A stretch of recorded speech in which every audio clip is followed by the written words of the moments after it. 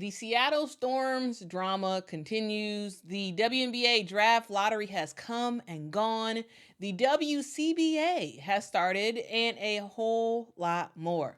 Women's Basketball Weekly starts now.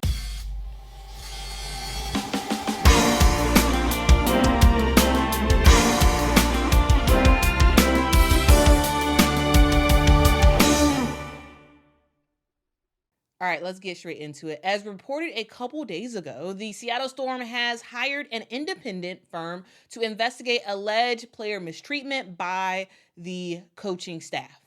The report originally was done by the Chicago Sun-Times, and it alleges mistreatment involving harassment and bullying by coaches tied to on-court performances during this past 2024 season. And it also said that incidents reportedly occurred during practices and at games. There was a law firm that was hired by the Storm, and it has been working for the last 2 weeks on this investigation. And as of this moment, the WNBPA, which is the Players Association, is aware of the situation, but they have not yet disclosed any details. And a thing to note is that the WNBPA president is actually on the Seattle Storm, and that is Nneka Ogwumike.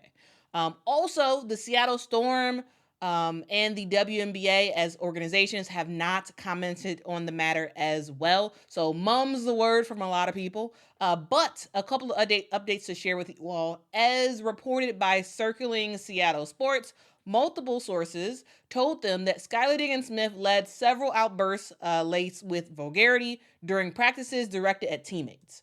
And that Noelle Quinn, the head coach of the Seattle Storm, she didn't only embrace the leadership style, but she also encouraged it as well. Instead of adhering to multiple complaints, which led players to go over Noelle Quinn's head and go straight to the general manager, who is Talisa Rhea. Also, a thing to note, guys, is that as of right now, Skylar Diggins-Smith and Nneka Ogwumike are not following Jewel Lloyd on social media and vice versa. Now, here's the thing. I saw people talking online saying that it was a new thing that they were now unfollowing each other. I don't know if they were ever following each other and or when they stopped. But as of right now, they're not following each other. So Nneka and Skylar are not following Jewel Lloyd, and Jewel Lloyd is not following either Nneka or Skylar. Does that say something? I don't know. It's just something to note. Also, yesterday we saw Skylar kind of break her silence a little bit, and she posted some Kendrick lyrics saying, "Don't tell a lie on me. I won't tell the truth about you." So yeah, time will tell specifically what those lyrics are about, but it's safe to say that, Skylar's like, "Hey, y'all lying on my name, and I need y'all to stop." That really does seem like that's the issue. But here is my take on this whole investigation. We don't know that much right now, but this investigation could be a situation of, where, times have changed, right? You have a style of communication that was once celebrated by athletes and encouraged, and now is seen as toxic and negative. Skylar is a pretty old school type of player. So in the event that she was having vulgarity laced outbursts and all that stuff, it's something that has been done a lot in the past. And, again, times have changed. She is a player who kind of holds her team to very high expectations. And she's going to call you out on your nonsense, or what she deems as your nonsense, to your face, probably with some vulgar choice words in there. But it is a new day, as I said, in sports, and stuff like that is being called out a whole lot more. So it could be an instance where that could be the situation, and the coaches didn't do anything about it. And that's why this investigation is launched. But we're waiting on more details. This is primarily based off of the reporting from the Seattle outlet. Also, Skylar, she knows how she is, right? And she even said in her exit interview this year, she said, "I know I may not be everyone's cup of tea in that locker room." Like, she knows. She absolutely knows that, hey, I'm going to handle stuff a certain way, and if you don't like it, well, kind of is what it is. I know that it won't rub everybody the right way. And we've seen Skylar get into arguments with former teammates, at games, right? We remember that one time where it was her going at Diana Taurasi. It seemed like trying to hold Diana accountable for the plays that she was making in the game, and that's Skylar Diggins Smith, man. That's her. That is her. As time goes on, we will kind of continue to learn what's happening in Seattle, and you all can kind of decide for yourselves. I'm curious as to the information that you all know so far. Do you all think this is much to do about nothing? Like, is this just a little bit of extra sensitivity that isn't as warranted, or is this a serious problem? Like the idea of this type of player mistreatment, like the bullying and whatnot. Like, is this like a serious problem that needs to be addressed and possibly lead to some dismissals? Like, is that the case? Let me know what you think in the comments below. Again, we have not heard from the most relevant people involved, right? We have not officially heard from the Seattle Storm organization. We have not heard from the WNBPA, and we have not heard from the WNBA as a whole. So we'll kind of see how this continues to go, and I'll keep you all posted with updates. Y'all, JuJu Watkins continues to show us just how elite of a player she is. Last week, in just 38 games, JuJu Watkins has surpassed 1,000 career points, which is wild stat in just 38 games. She is tied for the fourth fewest games to 1K in NCAA Division I history. So yeah, that's kind of cool. So in honor of that accomplishment, I wanted to kind of take a trip down memory lane, because I love looking at older stuff, right? And put JuJu's feat into context with some of the other greats who have accomplished similar numbers. So y'all can kind of realize how special and how rare of an accomplishment this really was by JuJu Watkins. Now, because when we talk about elite scorers in college, we're thinking about names like Kennedy Carter, we're thinking Caitlin Clark, Kelsey Mitchell, Kelsey Plum, and others. A thing to note, guys, is that JuJu Watkins reached 1K faster than them all. Yeah, even Caitlin Clark. Yeah, she got to 1K faster. Yes. Now, when you look at the history of recognized NCAA records, there are 3 ladies who got it faster than JuJu. And all 3 of them, it actually happened before the NCAA actually supported women's basketball, right? We saw Mari Jackson from LSU get to 1K between 1975 and 1977. We saw Oregon State's Carol Mencken Schnaut make that happen between 1978 and 1980. And we saw New Orleans University's Sandra Hodge hit that mark between 1980 and 1982. They all hit that in just 37 games. 1,000 points in 37 games. Kind of crazy. Like that's pretty insane. That is pretty insane. Now, these players achieved their stats in a very different D1 landscape. This is when the majority of women's programs actually played under the Association of Intercollegiate Athletics for Women. It's the AIAW as the abbreviation.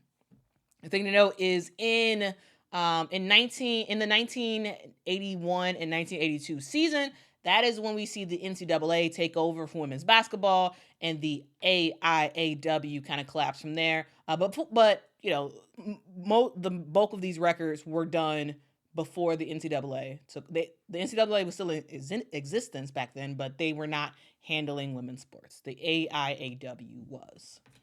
Now, fun fact, guys, and I thought this was pretty awesome when I heard about it. Did you know that Mari Jackson, she actually was the first Australian woman to attend a U.S. college on a basketball scholarship. Yeah, the first Australian woman ever to get a U.S. basketball scholarship and attend. So all the talent that we have seen from Australia, when we think about a lot of basketball, when we think about women's basketball, we think a lot about Australia, right? You got Penny Taylor, Lauren Jackson, Liz Cambage, right? You got a lot, Tully Bebalakwa. You got a lot of big name players who have played in the WNBA.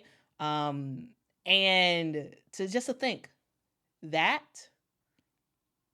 we don't really get that great Australian talent without, some of the efforts of a Mari Jackson, who broke barriers as the first Australian woman to get a scholarship in America. So you can partially thank Mari for that, I should say. Also, even funnier of a fact, I mentioned Lauren Jackson earlier. Y'all remember her, right? The in my opinion, the best Australian female basketball player ever. Okay. Multiple Olympics appearances, played for the Seattle Storm with Sue Bird, was the best player for the Seattle Storm for basically the entire time that she was there. Won WNBA championships, was successful in Europe. Lauren Jackson kind of did a little bit of everything. Now, did you know Lauren Jackson is Mari's daughter? Yeah. When I was doing some research about Mari, I found that out and I was like, what? Lauren? Because I know Lauren Jackson's mom played basketball, but I didn't know that she was the first Australian female to ever get a scholarship in the U.S. That's kind of cool. So we literally have Mari to thank for Lauren Jackson. It's kind of cool. It's kind of cool.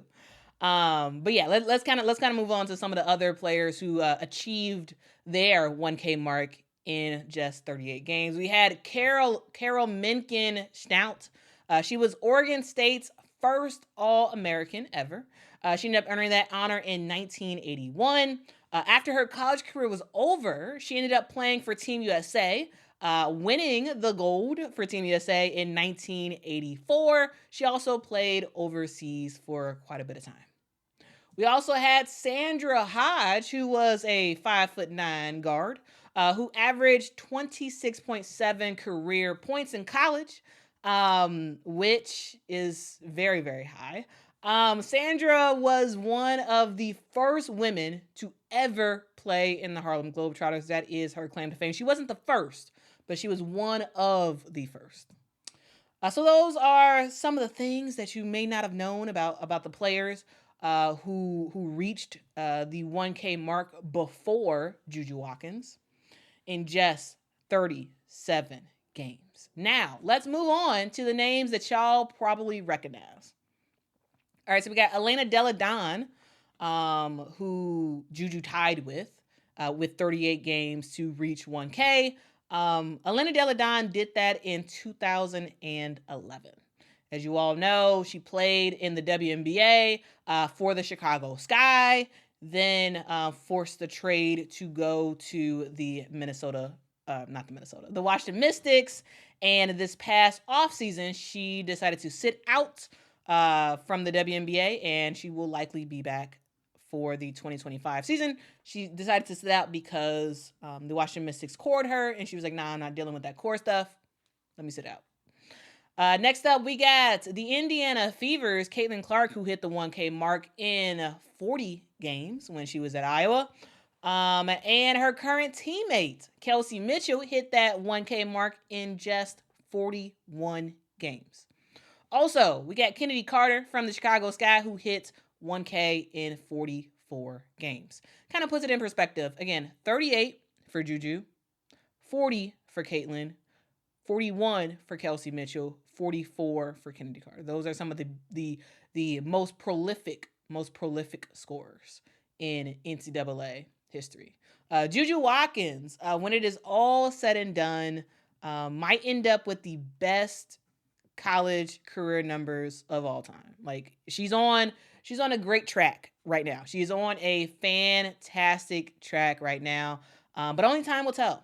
Only time will tell. So I just want to give a huge, huge, huge shout out to JuJu Watkins, girl. Keep doing your thing. Keep doing your thing. Keep breaking records left and right. What are y'all thoughts about JuJu's latest feat and how she compares with some of the other greats to do it in college? Let me know your thoughts in the comments below. On this past Sunday, Sedona Prince and Hailey Van Lith did the unthinkable. They took down NC State as an unranked team. Now, I don't know if you all know this, but here's some interesting facts about both Sedona and Hailey Van Lith. First, for Sedona, she's 24 years old, 6'7".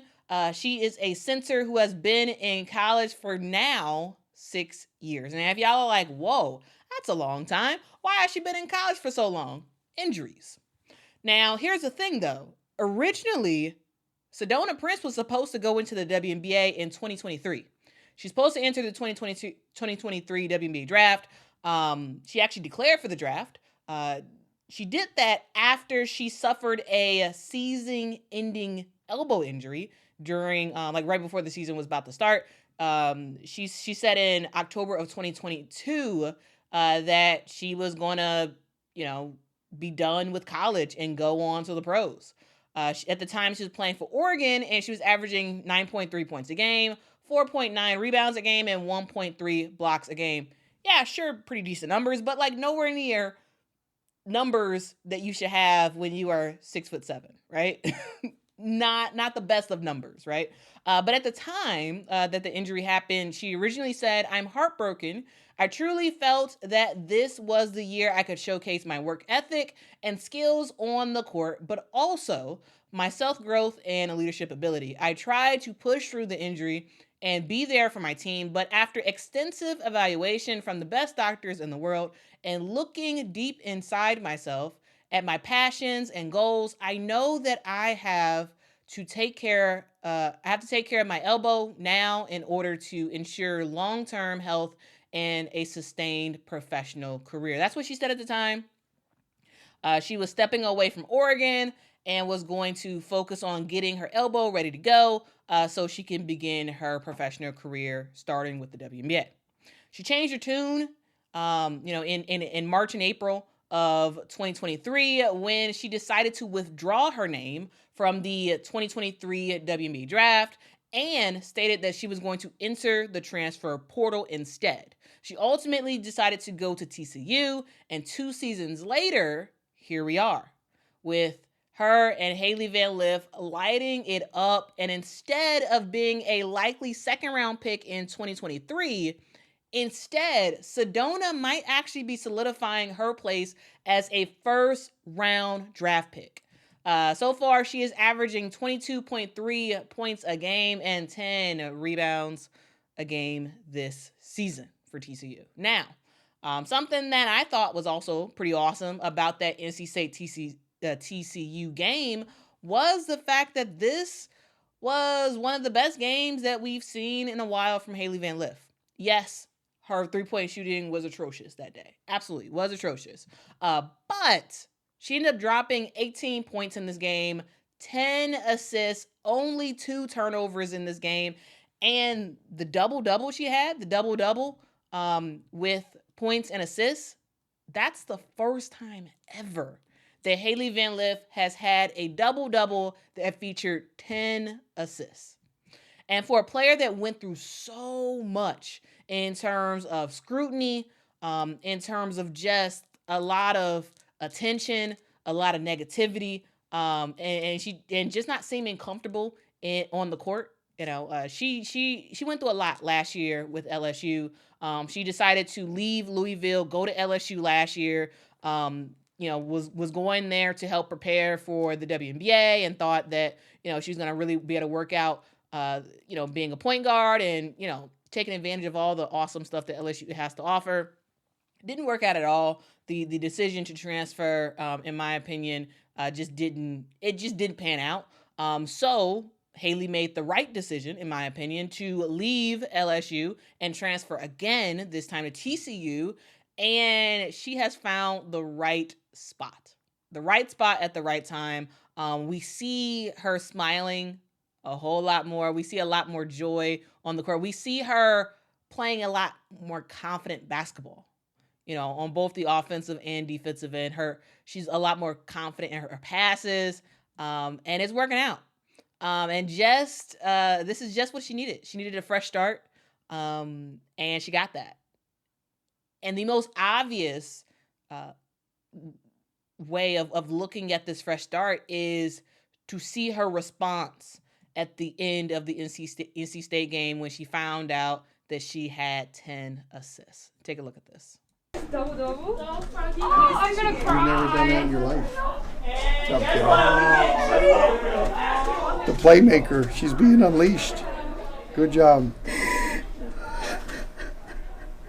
You're just getting started, kiddo. Damn. You've had 19 assists. You've had 19 assists in your last 2 games. Good job. Proud of you. Thank you, guys. Yep. Yeah. Built for it. Yeah. Good job, Hales. I mean, isn't that special? It isn't that special. And her former teammate, Angel Reese, is continuing to show her support. Once a teammate, always a teammate, I guess. She posted on Twitter yesterday saying, HVL, that's all I'ma say. So guys, huge shout out to Hailey Van Lith for showing off her playmaking skills with her new team and really showing that she can be back to being her normal self. Though a lot more passes than her Louisville days, for sure. All right, moving on. And for this week's clips of the week, we have Caitlin Clark attending Iowa's game against Butler. And, she's getting a little testy, getting a little mad at the referees for not calling a foul. Even though Caitlin Clark was not on the floor, she wasn't dressed to play, she was still in the crowd, like all real athletes do, getting pissed at the referees. Take a look at the video.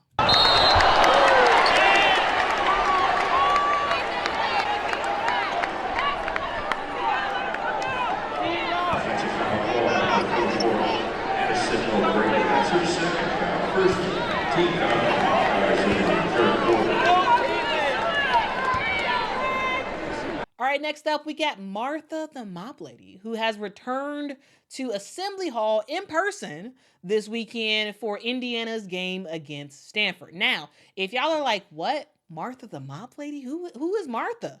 Well, I wanted the same thing, and so I looked it up, and it turns out that this is a Indiana basketball tradition that actually started a long time ago in the mid-1970s, where they created randomly a campaign called Martha the Mop Lady, where a lady with a mop named Martha would run onto the court during basketball games. And, Martha was an opera singer. She would be dressed as a cleaning lady, and she would sweep the hall singing the school's fight song. Why? I don't know.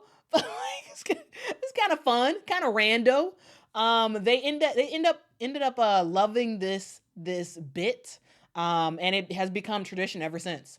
And they play video of Martha singing that song before basketball games. But this Sunday, Indiana women's basketball fans were in for a treat as not the same Martha from before. A new Martha has appeared and performed the Martha the Mop Lady performance before the Stanford game. And y'all, that performance, first of all, take a look at it. Take a look at the performance. Take a look at it.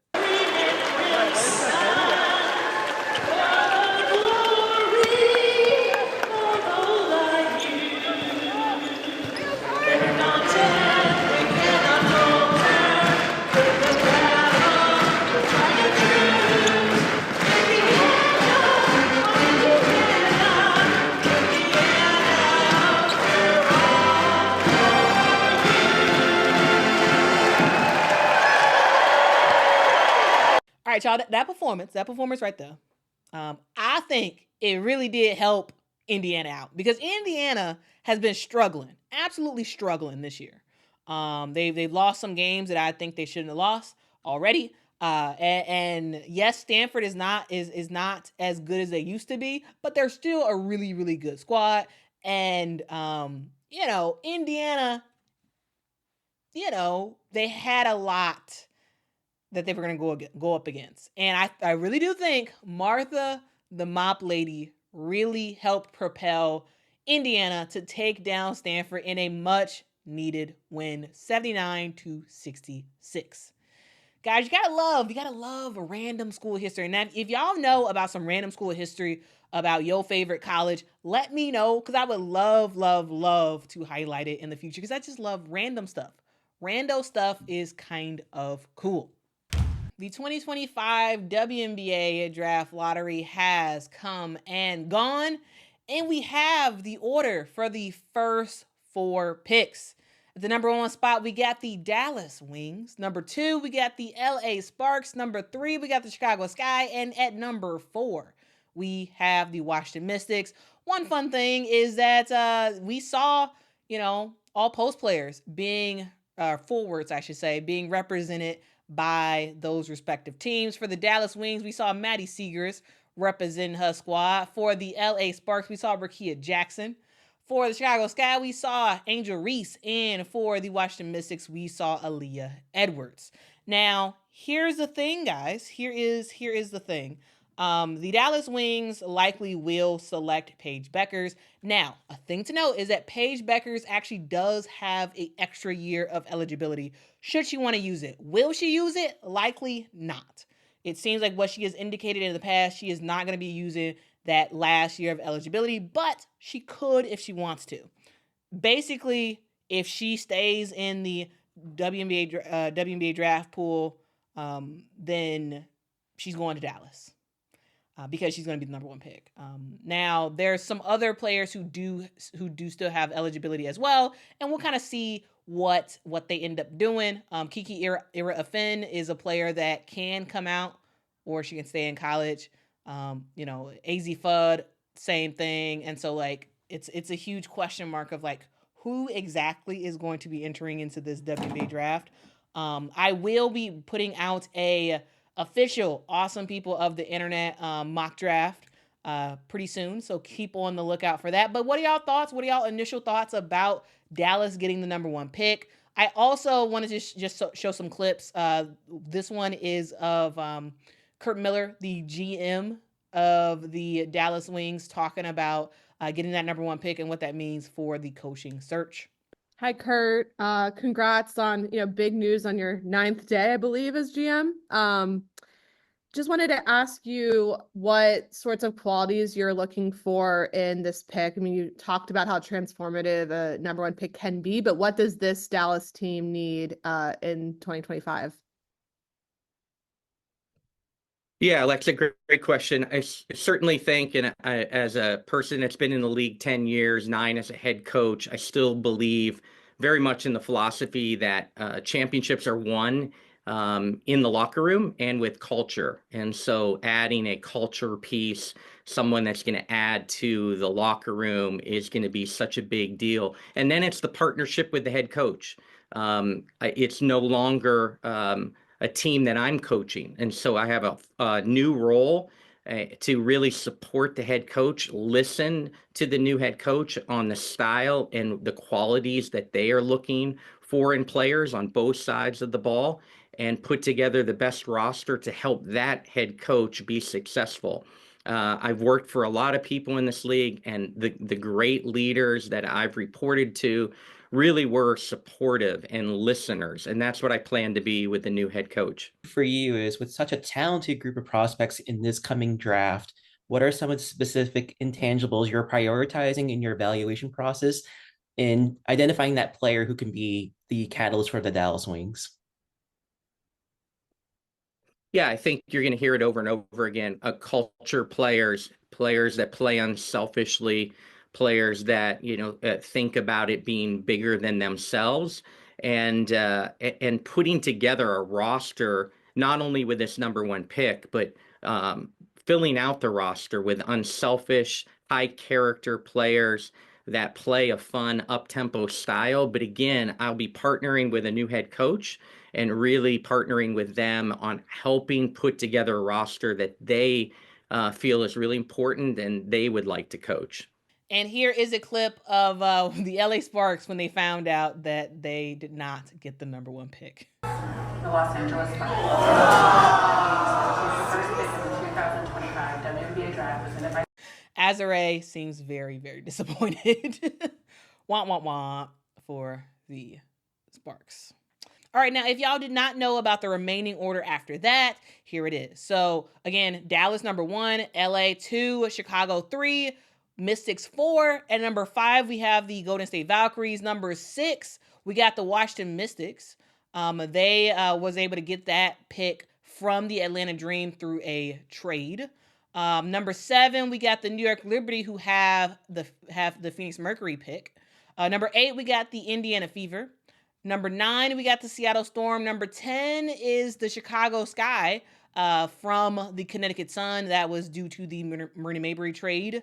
Number 11, we have the Minnesota Lynx, and number 12 is going to the Phoenix Mercury, and that is from the New York Liberty from that trade that they had between Mabrey, DeShields, and Michaela Onyenwere like 2 seasons ago at this point. That is, those are the picks. A thing to note is that, again, the Las Vegas Aces are still getting punished for violating league rules back with De'Erica Hamby. So they do not have a first-round pick. So that's why there are only 12 picks, even though there's 13 teams. That's because the Las Vegas Aces do not have a first-round pick. So yeah, that's the news. What do y'all think about the draft order? Are y'all happy? Are y'all upset that y'all team did not get number 1?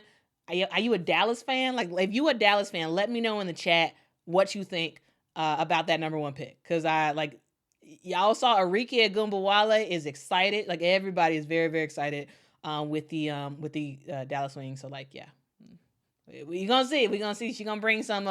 Paige Becker's gonna bring a boatload of excitement in Dallas, assuming that she does not decide to take another year in college. All right, guys. The WCBA, the Women's Chinese Basketball Association, has started. So let's do a quick update on all the WNBA players that are playing in the league. Now, mind you, the WCBA is way less competitive than some other leagues. The way I kind of think about it is that it's Euro League, Euro Cup, WCBA, Australia League, Athletes Unlimited, Unrivaled. I don't know how we'll see how this season goes for Unrivaled. Also, Unrivaled is 3-on-3, so it's like a very different thing. But yeah, that's kind of how I think about it right now in terms of competition level. Maybe Australia and Athletes Unlimited are like the same level. But WCBA is not crazy competitive, but they are way better than they used to be. Right now, the league has 21 teams, and they are now allowed to have up to 3 foreigners on their squad. Yes, it is capped. The amount of foreigners that they can have. And the foreigners include, let's go down the list of all the teams. First up, we got Sanshi, who originally was supposed to have Diamond DeShields from the Chicago Sky join the team. She was supposed to come over. She has not. It seems like she will not be joining the team this year, though initially I believe it was indicated that she was signed to Sanshi, but she's not going to play with them this year. The team does have the Aces post player, Queen Egbo, on their squad. Next up, we got Wuhan, who features the Chicago Sky's Kennedy Carter. They also have 6'4" Peyton Williams. If y'all don't know Peyton, she actually played for K-State and has yet to play in a WNBA regular season game. For Hailey, it features Maisha Hines-Allen from the Minnesota Lynx.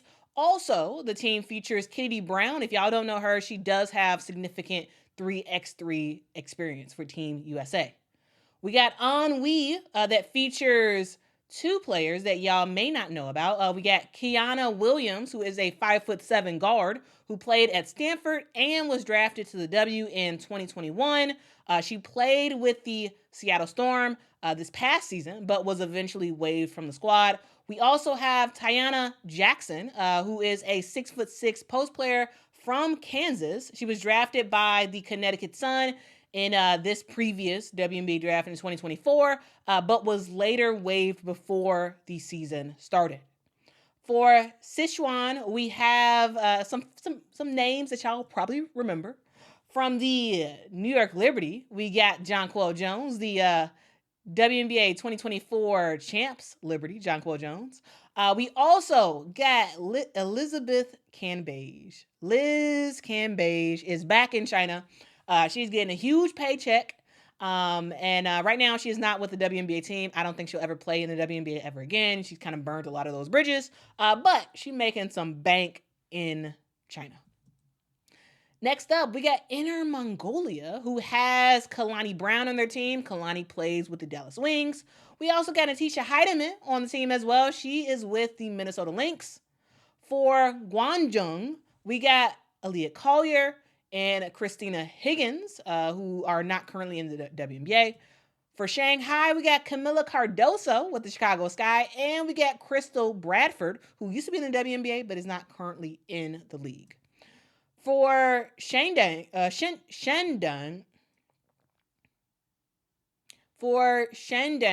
they have Alana Smith, who is with the Minnesota Lynx. You all are hearing some repetitive teams, right? Lynx and the Liberty are really representing in China. We also got Marquisha Davis, who plays for the New York Liberty, teammates with Alana Smith. For Jiangsu, we got Kayla Davis, who finished up her season with the Chicago Sky this year. For Zhejiang, we have Nalissa Smith with the Indiana Fever, and we have Ezene Kalu, who is with the Atlanta Dream. All right, next up for Shaanxi, we got Kelsey Mitchell with the Indiana Fever, and we have Olivia Nelson Adota, who is with the Connecticut Sun. For Beijing, they got Cheyenne Parker-Tyus from the Atlanta Dream and Ari McDonald from the LA Sparks.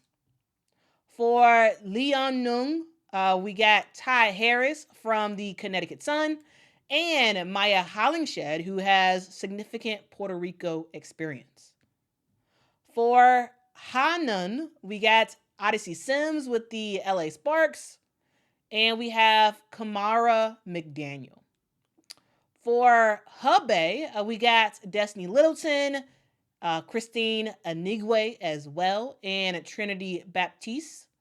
For Fujian, we got Tiara Banks. For Jiangxi, we have Jalen Sherrod, who was supposed to be going to China, but it seems like she is not going there anymore. And we also have Sid Salter on that team as well.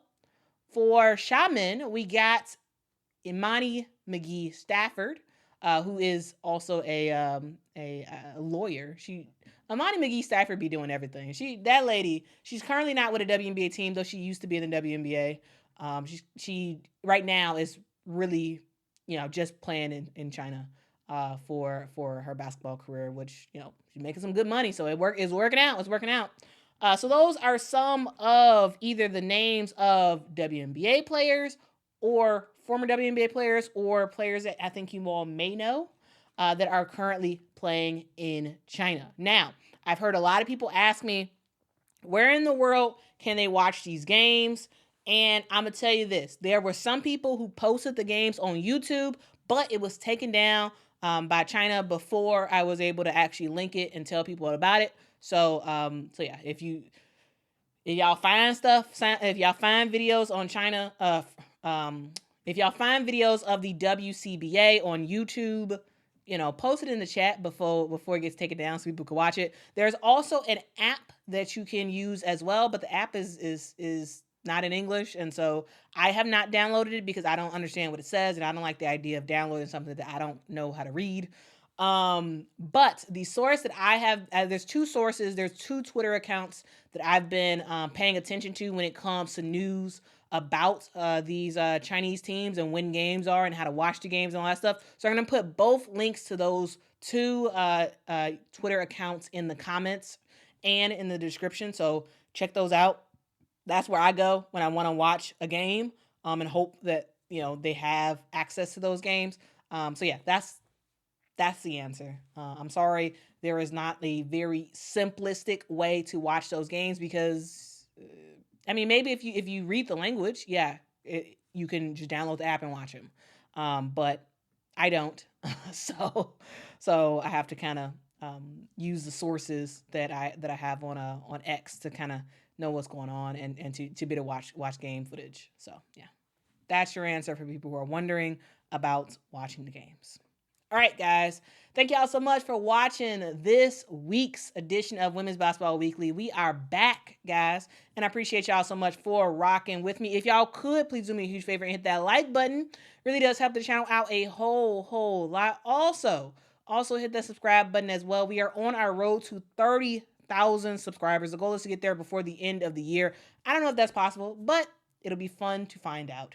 If y'all could, please make sure to support the channel. Also, if y'all like the stories that I talked about in the show, let me know. Let me know in the comments what y'all liked, what y'all didn't like. Constructive feedback is super important. So give me y'all feedback. If y'all hate stuff, let me know. If y'all love stuff, let me know. Anyway, that's it. Thank y'all so much and have a great evening, guys. Until next time. Bye-bye.